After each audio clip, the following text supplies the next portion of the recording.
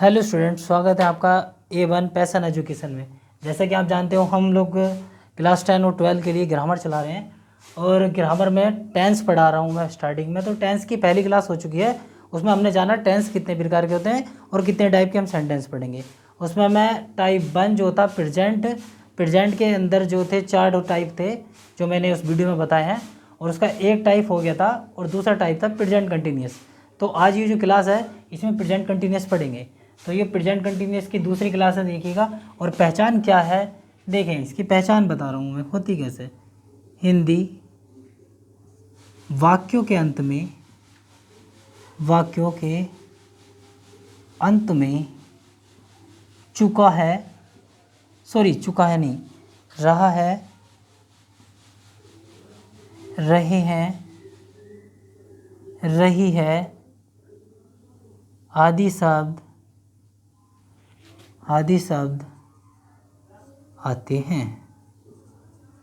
आते हैं वे वाक्य प्रेजेंट कंटिन्यूअस टेंस कहलाते हैं।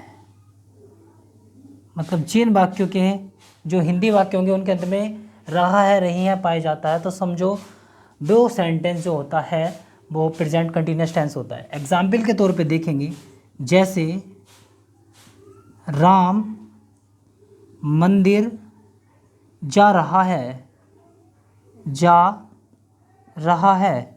अब इसके एंड में चूंकि रहा है आया है तो सेंटेंस जो है वो प्रेजेंट कंटिन्यूअस है।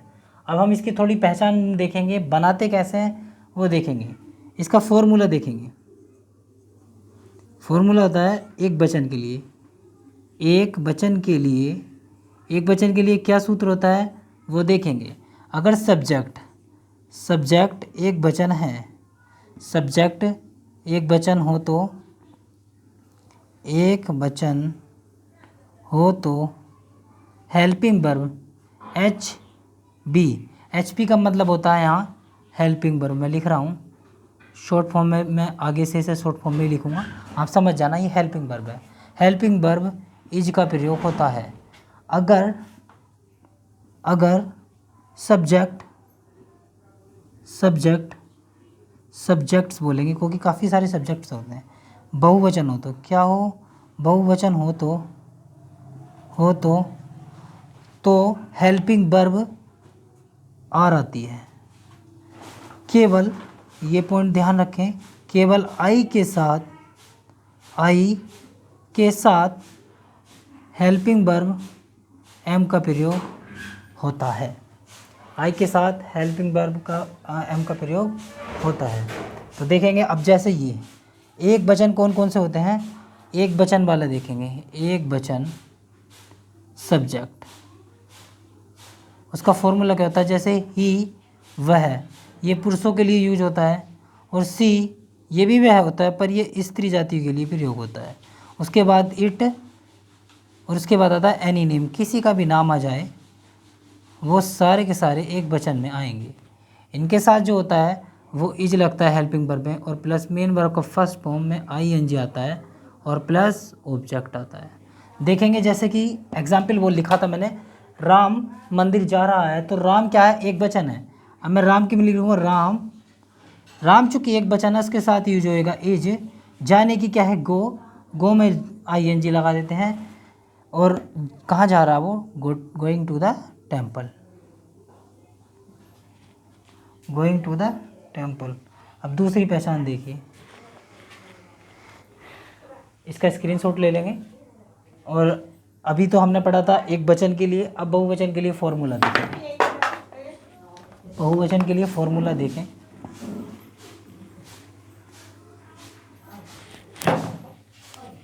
अगर सब्जेक्ट बहुवचन हो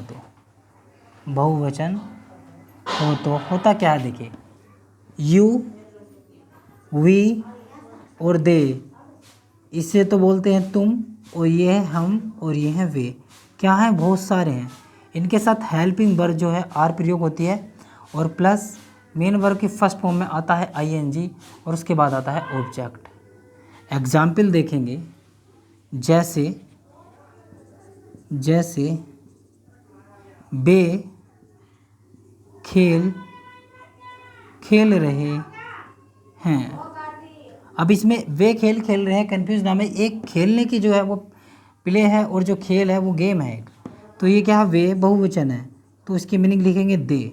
चूँकि बहुवचन है इसलिए इसके साथ हेल्पिंग वर्ब आर का प्रयोग होता है। और प्ले खेलने की फर्स्ट फॉर्म लगाएंगे और इसमें आईएनजी जोड़ देंगे और खेल कह रहा है वो गेम, तो द गेम, ये बहुवचन के लिए। अब अगर सेंटेंस में केवल अगर आई आ जाता है, देखिए केवल आई आ जाता है तो हेल्पिंग वर्ब क्या लगती है, एम। देखें जैसे मैं, आई यानी मैं होता है, मैं विद्यालय जा रहा हूँ, तो देखेंगे मैं के लिए आएगा आई, और चूंकि आई के साथ हेल्पिंग वर्ब एम का प्रयोग होगा, प्लस नहीं, आई एम, जाने की क्या है गो में आ गया आईएनजी, और कहाँ जा रहा है वो, स्कूल, गो टू स्कूल। अगला सेंटेंस, अगर सेंटेंस हमसे पूछ लेता है कि ये तो नेगेटिव पूछ लेता है, नेगेटिव कैसे आता है देखें, नेगेटिव के लिए भी देखें भैया,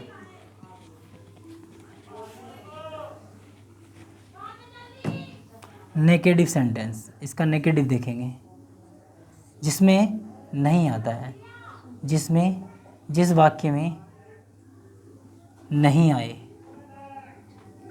आए वह वाक्य नेगेटिव सेंटेंस कहलाते हैं। तो देखेंगे अब एक वचन, बहुवचन और आई भी आप जान सकें, इनके साथ हेल्पिंग वर्ब क्या यूज होगी आप जान सकें। अगर सब्जेक्ट एक वचन हो तो उसके साथ आएगा इज, बहुवचन हो तो आर, और केवल आई हो तो उसके साथ एम आएगा। और प्लस बस निगेटिव का मतलब क्या है, इसमें नोट जोड़ देंगे, ये इसका फॉर्मूला लिखा मैंने, फॉर्मूला, उसके साथ नोट जोड़ देंगे और उसके बाद सेंटेंस में मेन वर्ब की फर्स्ट फॉर्म में आईएनजी लगा देते हैं और फिर आएगा ऑब्जेक्ट। तो देखेंगे जैसे एक एग्जाम्पल बता रहा हूँ मैं आपको, वे घूमने नहीं जा रहे हैं। अब वे बहुत सारे हैं, चूँकि नहीं शब्द आ गया तो सेंटेंस है नेगेटिव वाक्य है। तो देखेंगे वे की मीनिंग क्या है, दे, और दे चूँकि बहुवचन है इसके साथ हेल्पिंग वर्ब आर आएगी और इसके बाद आएगा नोट, ये रहा नोट लिख देंगे। और फिर जाने की फर्स्ट फॉर्म क्या है, गो, और इसमें आईएनजी जोड़ देंगे।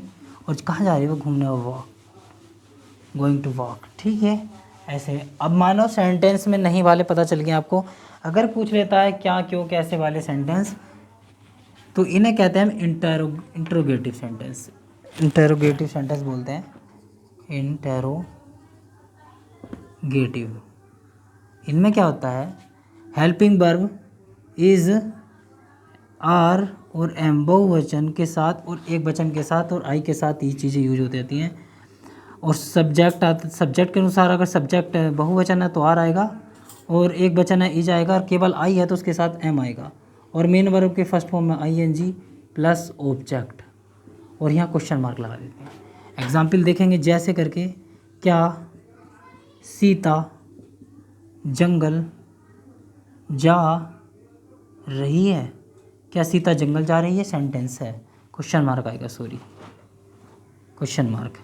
तो क्या, चूँकि क्या पहले आ गया और सीता क्या है, सब्जेक्ट है, इसका एक वचन सब्जेक्ट है, तो इसके साथ हेल्पिंग वर्ब देखिएगा बाहर आ जाती है, तो एक वचन के साथ क्या है कि इज, तो लगाएंगे हम इज, और सीता की सीता, जाने की क्या है गो में आईएनजी लगाएंगे, और कहाँ जा रही है वो, go to the forest, forest. अब ऐसी सेंटेंस देखिए बहुवचन का, क्या वे किताब पढ़ रहे हैं, तो क्या चूँकि आ गया इसमें तो ये क्वेश्चन मार्क आएगा, सॉरी सेंटेंस के अंत में, और ये इंटरोगेटिव वाक्य है, इसके साथ हेल्पिंग वर्ब। पहले देखेंगे वे सब्जेक्ट क्या है, बहुवचन है, इसके साथ क्या आएगा, आर, चूँकि आर आएगा तो आर बाहर निकालेंगे और दे की मीनिंग लिख देंगे। उसके बाद क्या आएगा, पढ़ने की फर्स्ट फॉर्म रीड है, उसमें आईएनजी आएगा, और आईएनजी के बाद जो भी ऑब्जेक्ट बता अदर वर्ड्स यानी बुक, तो क्या आ जाएगा? The book. एक सेंटेंस और देख लेंगे। क्या मैं मैच खेल रहा हूँ? Question mark. क्या है और मैं के साथ क्या आता है? एम, तो हेल्पिंग वर्ब आई एम लिख देंगे बाहर और इसके साथ आई आ जाएगा। और खेलने की क्या है? प्ले।